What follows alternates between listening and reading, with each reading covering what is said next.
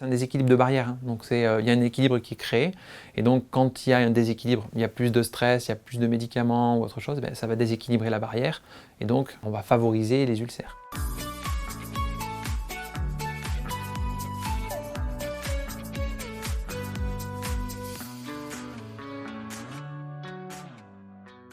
L'ulcère de l'estomac, c'est une pathologie digestive. Il y aura une perte de substance au niveau de la muqueuse de l'estomac ou du duodénum qui fait que la musculeuse va être à nu et donc ça va provoquer des douleurs. C'est un symptôme à type de crampe ou faim douloureuse, principalement épigastrique, donc localisé à peu près à ce niveau-là, qui est calmé par l'alimentation. L'alimentation peut calmer les symptômes pendant un espace de 2 à 3 heures, puis après il y a une récidive des symptômes. Les autres symptômes associés, ça peut être sur des complications, principalement à type d'hémorragie, avec un saignement, qui peut être extériorisé par le bas, à type de selle noire, méléna, ou alors par le haut, avec des vomissements, ce qu'on appelle une hématémèse, donc de vomissement de sang. L'autre complication, c'est la perforation, donc à ce moment-là, il y a une augmentation des douleurs qui deviennent permanentes et qui ne sont à ce moment-là plus soulagées par la prise alimentaire.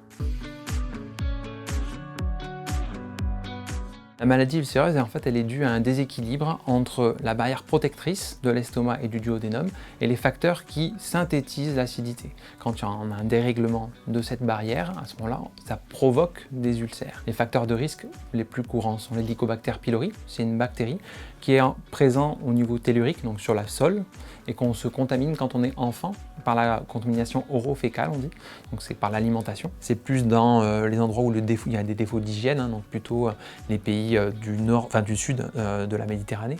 C'est pour donner des exemples, mais donc c'est pas parce que je suis parti là-bas en vacances que je vais l'attraper. Mais c'est vrai que si je suis né là-bas et que j'ai vécu comme l'habitant sans respecter les règles d'hygiène, il y a un potentiel risque d'être contaminé par l'Helicobacter pylori. Il n'y a pas d'Helicobacter familial, en fait c'est le contexte. C'est-à-dire que dans la même famille, on mange la même chose et donc on va se contaminer de la même manière. Et donc cette bactérie va faire favoriser l'acidité de l'estomac et donc faire pencher la balance en faveur de l'acidité. Donc la protection ne sera plus assez efficace. Après, le tabac est un facteur de risque. Bien connu, ça augmente la sécrétion d'acidité. Certains médicaments peuvent favoriser la formation d'ulcères, comme les anti-inflammatoires. Leur rôle, les anti-inflammatoires, vont perturber la barrière qui est créée au niveau de la protection de l'estomac et du duodénum en diminuant ce qu'on appelle les prostaglandines. Et ça va donc favoriser les ulcères. Diminuer sa consommation de tabac, voire arrêter. Des premiers symptômes que l'on peut avoir qui ressembleraient à un ulcère, donc ces douleurs épigastriques qui peuvent être plus ou moins intenses et qui sont calmées par la faim, consulter soit un médecin, en premier lieu son médecin généraliste, puis son gastro-entérologue pour savoir s'il faut faire un bilan. La question qu'on peut poser le plus souvent, c'est est-ce que je vais guérir? La réponse est souvent oui. Heureusement. Il faut savoir que la complication liée aux ulcères gastro-duodénales, c'est 10%. Alors ça veut dire que ça reste quand même une pathologie qui est traitée dans 90% des cas. Mais dans 10% des cas, malheureusement, on est obligé de passer à un traitement plus radical, type chirurgical. Est-ce que c'est transmissible?